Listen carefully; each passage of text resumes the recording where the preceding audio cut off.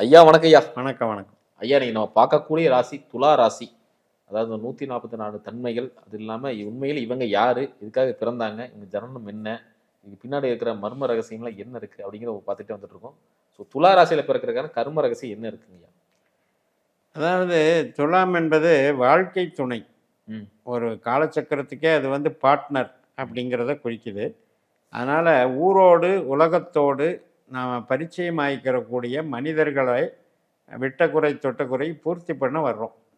அதுதான் துளாராசியினுடைய தன்மை. அதில் வியாபாரமும் அடங்கியிருக்கு. ஏன்னா தராசு அது அடங்கியிருக்கு. அங்கே உள்ளே இருக்கிறவர் ராகு.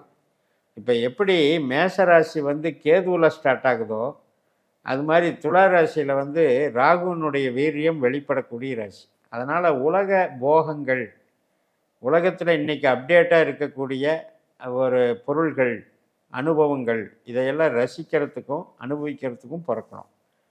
அதில் சில பேருக்கு வந்து இந்த குருவினுடைய தன்மை, சுக்கிரனும் குருவும் கலந்த கலவை. அது எப்படி இருக்கும் அப்படின்னா, தோற்றம் கவர்ச்சியாக இருக்கும், உள்ளுக்குள்ளே ஆன்மீகம் இருக்கும். அப்படி ஒரு அமைப்பு கொடுத்துரும். உள்ளுக்குள்ளே வந்து பக்தியும் ஒரு ஒழுக்கமும் ஆன்மீகமும் இருக்கும். ஆனால் தோற்றம் பார்த்தீங்கன்னா படோடாகமாக மாடனாக நம்ம வந்து பிஹேவியர் இருக்கும். பட் இதை வந்து நாம் வந்து தவறாக புரிந்து கொள்ளக்கூடிய கணக்கு வந்துடும். இந்த மாதிரி ஒரு உலக இன்பங்களை பகிர்ந்து கொள்வதற்கு வந்து அதன் மூலமாக இவங்களுக்கு ஏதோ ஒரு வகையில் ஒரு படிப்பினை வழிகாட்டிகள் கிடைச்சி ஞானம் அடைவாங்க. காரணம் என்ன அப்படின்னா, இவங்களுடைய எதிர்பார்ப்பு பாருங்க, 11ஆம் இடம் வந்து கேது இருக்காருங்க. 3, 7, 11 கேது. அந்த அது எப்போ கிடைக்கும்னா ஆஃப்டர் மேரேஜ். லைஃப் பார்ட்னர் கிடைச்ச பிறகு எல்லாத்துலேயுமே ஒரு மாற்றம். அதுதான் சொல்லுவாங்க. சிறப்பு சிறப்புங்க. அதே மாதிரி இந்த 144 அதோட விரிவாக்கம் சொல்லுங்க. 12 ராசி மண்டலங்கள், அந்த 1 12ஆக மாறுகிறது. துலாம் வந்து விருச்சிகமாகவும், துலாம் தனுசாகவும், துலாம் மகரமாகவும், இப்படியே 12 ராசியோட தொடர்பு. அது ஒரு 12. அதுக்கு 2ஆம் இடமான விருச்சிகம் அதே மாதிரி 12 ராசியின் தொடர்பு. இப்படி 12ம் 12ஆக பெருகுதல் தான் 144. இந்த பாவங்கள், இந்த சூத்திரங்களில் நாம் வந்து ஒருத்தர் கேட்குற கேள்விக்கு என்ன விஷயம் அப்படிங்கிறத தொடர்பு படுத்தி பார்க்குறதுக்கு எளிதாக இருக்கும். இப்போ உதாரணத்துக்கு, இப்போ துலாம் தனுசு ஒரு தொடர்புன்னு வைங்க. இவங்க வந்து எப்படி இருப்பாங்க அப்படின்னா, உயிர் பற்றா வேலை செய்வாங்க. அப்போ வந்து கேரக்டரு, அவங்களுடைய சர்வீஸ் மைண்டு எல்லாமே வந்து பார்த்திங்கன்னா பொருள் சார்ந்ததாகவே இருக்காது, உயிர் பற்றா இருக்கும். அதாவது ஒயிட் காலர் ஜாப்னு எடுத்துக்கலாம். அதே வந்து 5ஆம் பாவம், 7ஆம் பாவம், 9ஆம் பாவம் இப்படியெல்லாம் தொடர்பு கொள்ளும்போது அந்தந்த கேரக்டர் வந்து மெர்ஜ் ஆயிடுவாங்க. இப்போ உங்களுக்கு 3ஆம் இடங்கிறது மனசு, 5ஆம் இடம்ங்கிறது வந்து ஆழ்ந்த அறிவு, 7ஆம் இடம் என்பது வந்து இப்போ நம்ம ஒரு தொழில் செய்கிறோம் இல்லையா சொந்தமாக, அது வந்து 7ஆம் இடம். 9ஆம் இடம்ங்கிறது வந்து வழிகாட்டுதல் பண்ணுறது அடுத்தவங்களுக்கு. 11ஆம் இடம் என்பது கட்சி, சங்கம், சபை இப்படி கொண்டு போகிறது. இப்படி நாம் அதை தரம் பிரித்து ஒருத்தர் கேள்வி கேட்டார்னா என்ன தொடர்பு, என்ன ஆதாயம், என்ன பலன் அப்படிங்கிறத உரைக்கிறதுக்கு இந்த 144 உதவும். நவகரங்கள் இருந்து தான் நம்ம பலன் எடுக்க போகிறோம். கண்டிப்பாக. இந்த துலா ராசிக்கு நவகரங்கள் என்ன பலன்கள் வச்சிருக்கு அப்படிங்கிறது நம்ம பொதுவாக சொல்லுவோம், நான் எனக்கு ராசி அதிபதி சுக்கிரன், எனக்கு வந்து 2ஆம் அதிபதி செவ்வாய், 10ஆம் அதிபதி சந்திரன். இது வந்து பொது கருத்து. அதுவும் குறிப்பாக சொல்லணும்னா ராசி அதிபதி நம்மள ஒன்றும் செய்ய மாட்டார், நல்லவர் வல்லவருன்றுவோம். ஆனால் நமக்கு வந்து பிறந்த புள்ளின்னு ஒன்று இருக்குல்ல, டிகிரி. இந்த 360 டிகிரியில் துலாத்தில் வந்து நம்ம செவ்வாயினுடைய ஆதிக்கத்தில் பிறக்கிறோம் சித்திரையில். அப்படி பிறக்கும் பொழுது நம்ம அதுக்கு ஒரு கிரகம் வந்து வேலை செய்யும். இப்போ சுக்கிரனை விட்டுட்டு செவ்வாயை பிடிச்சிக்கணும். சித்திரை நட்சத்திரத்தில் பிறந்தா உங்கள் கேரக்டர் வந்து சுக்கிரனாக இருக்காது, செவ்வாயாக மாறிடும். அப்போ உங்களுடைய குழந்தை 5, உங்களுடைய தகப்பன் 9, இந்த எல்லாமே செவ்வாயாக வேலை செய்யும். அப்போ நீங்கள் வந்து எப்படி இருப்பீங்க, கவர்ச்சியான கேரக்டராக இருக்க மாட்டீங்க, எமோஷனலான கேரக்டராக மாறிடுவீங்க. இப்போ பார்த்தீங்கன்னா ஒரு மாதிரி விகரஸாக டான்ஸ் ஆடுறது அல்லது விகரஸாக மூமெண்ட்ஸ் கொடுக்கறது, காமம் அதிகமாக மூமெண்ட்ஸ் கொடுக்கறது, இல்லை நீங்கள் ஸ்போர்ட்ஸில் எடுத்துட்டிங்கன்னா மல்யுத்தம் மாதிரி விளையாட்டில் ஆர்வம் காட்டுறது, வீர விளையாட்டுன்னு சொல்கிறது, இப்படியெல்லாம் இந்த கேரக்டர் மாறி. உங்களுடைய பாரம்பரியமே அப்படி போயிட்டு இருக்கும். ம், ம், ம். அந்த மாதிரி டைப்பில் வந்திருப்பாங்க பாரம்பரியமே. அதே சந்திரனுடைய இது ராகுனுடைய கேரக்டரில் வர்றீங்கன்னு வைங்க, சுவாதியில் பிறக்கிறீங்க அப்படின்னா ஏதோ ஒரு வகையில் விட்டக்குறை தொட்டக்குறை சன்னியாசியாக போயிருப்பாங்க, அல்லது வேறு மாநிலம், வேறு வெளிநாடு தொடர்பு, அந்நிய நபர் தொடர்பு, இப்படி உள்ள ஒரு பாரம்பரியத்தை நம்மளை மெர்ஜ் பண்ணி சரி. அதில் வந்து பார்த்திங்கன்னா ஐடி இன்னோவேட்டிவாக பண்ணுறது, இன்றைக்கி இருக்கிற ஏஐ டெக்னாலஜி, ம். இதெல்லாம் அந்த கேரக்டரில் வந்துடும். அதே விசாகத்தில் பிறக்கிறீங்க அப்படின்னா குருவனுடைய கேரக்டர், அப்போ நீங்கள் பாரம்பரியத்துக்கு வந்துடுவீங்க. ஆன்மீகம் சார்ந்த குடும்பம், எங்கள் அப்பா தர்மகர்த்தாவாக இருந்தார், எங்கள் தாத்தா இந்த கோயிலை கட்டினார், இப்படியெல்லாம் சொல்கிறது. அதே மாதிரி அது ஒழுக்கம் சார்ந்த குருவனுடைய ஆதிக்கத்தில் வந்துடுது. அப்போ நம்ம மேலோட்டமாக சுக்கிரனை பார்க்குறத விட்டுட்டு உள்ள இந்த இருக்கிற செவ்வாய் ராகு குருவை தான் நம்ம தன்மையாக பிரித்து பார்க்கணும். இதைத்தான் இந்த 9 கிரகமும் சொல்ல வருது. அதை விட்டுட்டு பொதுவாக நம்ம வந்து செவ்வாய்னா அவர் வந்து செவ்வாய்னா அவர் வந்து போக்கிரித்தனம், அதே மாதிரி குருன்னா நல்லவர் அப்படின்னு சொல்கிறத விட்டுட்டு நம்ம ராசிக்கு என்ன பாவத்தோட எந்த கிரகம் கனெக்ட் ஆகுது அந்த தொழிலை தான் அவர் செய்ய போகிறார். கண்டிப்பாக அவ்வளோதான் விஷயம். கண்டிப்பாக. அதே மாதிரி வாழ்க்கை துணை இவங்களை கட்டாயம் பேசியாகணும். எப்பேற்பட்ட வாழ்க்கை துணை அமையும், அது எப்படி பார்க்கறதுங்க? 7ஆம் இடம் தானே வாழ்க்கை துணை. அப்போ அந்த 7ஆம் இடத்துல இருக்கிற நட்சத்திரங்கள் பாருங்க, கேது, சுக்கிரன், சூரியன். துலாத்தில் ஆரம்ப புள்ளியில் பிறக்கிறவங்களுக்கு கேது என்கின்றவர் ஆக்கிரமிக்கிறார். இந்த கேதுனுடைய நேச்சர் வந்து புரிஞ்சே கொள்ள முடியாது. அது ஒரு மாதிரி விகாரமானதுன்னு சொல்லலாம், விசித்திரமானதுன்னு சொல்லலாம், அல்லது மனபேதளிப்பு கொண்டதுன்னு சொல்லலாம். கேதுவை பொறுத்த வரைக்கும் தத்துவவாதிகள்னு சொல்லலாம்.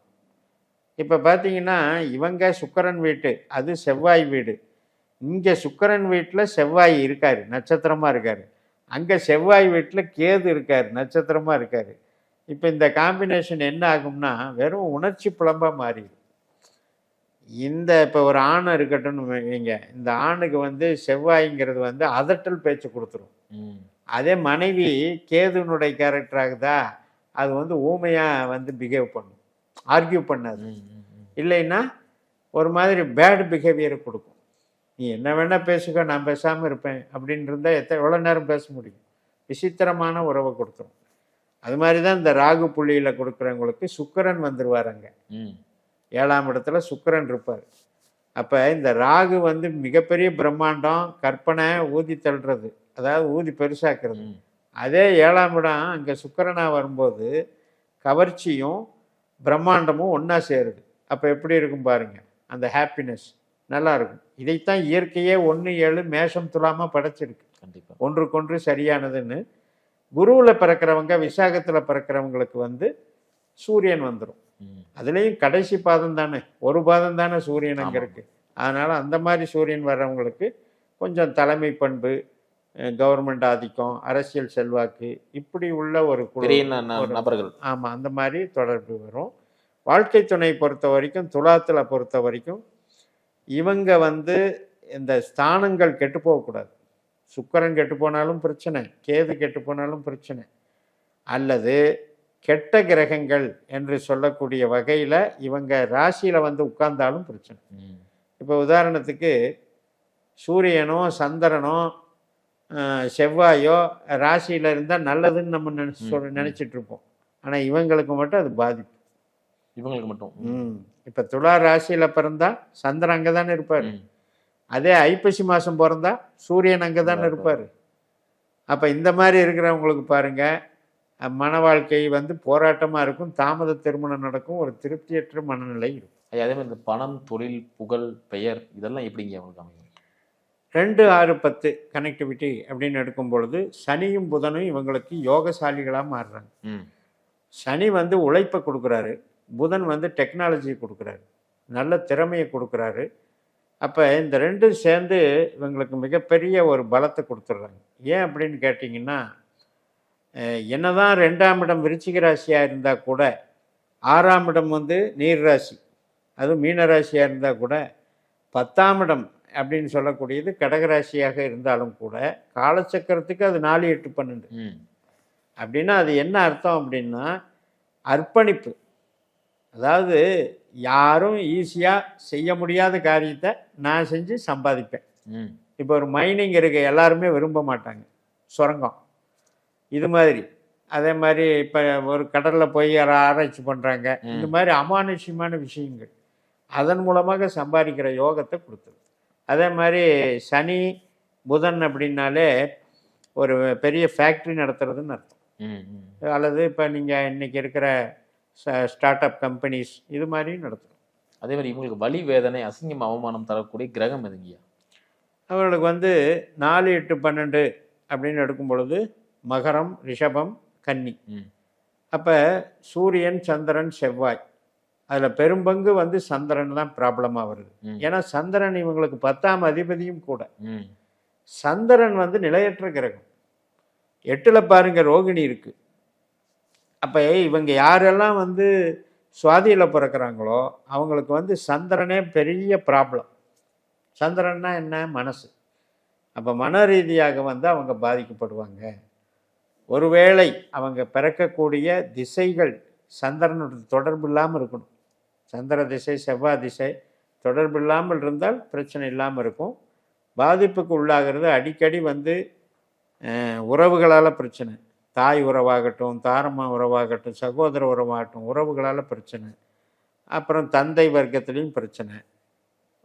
ஒரு அடிப்படையில் பார்த்திங்கன்னா இப்போ நம்ம வந்து கவர்மெண்ட்டு வேலையில் ஒரு சிலருக்கு இப்போ ப்ராப்ளம் வந்துடும். ம் ராஜதண்டனை அப்படின்னு சொல்கிறோம். அதெல்லாம் வர்றதுக்கு காரணம் இந்த சூரியன், சந்திரன், செவ்வாய். காவல்துறை மாதிரி வேலையில் போயிட்டு ம் மிகப்பெரிய பழிபாவத்துக்கு ஆளாகிறாங்கல்ல, அது மாதிரி ஆகிறதுக்கும் இங்கே 8, 12 இந்த சூரியன், சந்திரன், செவ்வாய் சர்வீஸ் ரீதியாக இவங்களை வந்து கீழே இருக்கிறாருன்னு. அதே மாதிரி இவங்களுக்கு பணம் வசைத்து தரக்கூடிய மந்திரம் எதாவது இருக்குங்களா ஐயா? நிச்சயமாக இருக்குது. அதாவது வந்து இப்போ சனி அப்படிங்கிறவரே வந்து ஆஞ்சநேயர் எடுத்துக்கலாம், சாஸ்தா ஐயப்பன் எடுத்துக்கலாம், முனீஸ்வரர் எடுத்துக்கலாம். இதெல்லாம் இது பண்ணிக்கலாம். சாஸ்தாவே போற்றி அப்படிங்கிறதே இவங்க தாராளமாக இது பண்ணிக்கலாம். அதில் வந்து ஓம் சம் சனீஸ்வராய் நமக. ஓம் சம் சனீஸ்வராய் நமக. சம்முங்கிறது பீஜ மந்திரம். ம் இதை வந்து தாராளமாக இது பண்ணிட்டு வரலாம். யார் இந்த எண்ட் ஆஃப் த துலா ராசியில் பிறக்கிறாங்களோ, விசாகத்தில் பிறக்கிறாங்களோ அவங்க வந்து பெருமாளை பிடிச்சிக்கணும். ம் பெருமாள் வழிபாடுகள், பள்ளி கொண்ட பெருமாள், திருப்பதி வெங்கடாச்சலபதி அல்ல, பள்ளி கொண்ட பெருமாளை பிடிச்சிக்கணும். மதுரை மீனாட்சி அம்மனையும் வணங்கலாம். அவங்களுக்கு வந்து ஓம் பூம் புதாய நமக ம் அந்த கிரகத்தை ஆற்றலை பீஜ மந்திரத்தை எடுக்கலாம். நாராயண மந்திரமும் சப்போர்ட் பண்ணும். ஓம் நமோ நாராயண. இது வந்து பணத்தை சேர்த்துக்கிட்டே இருக்கும்.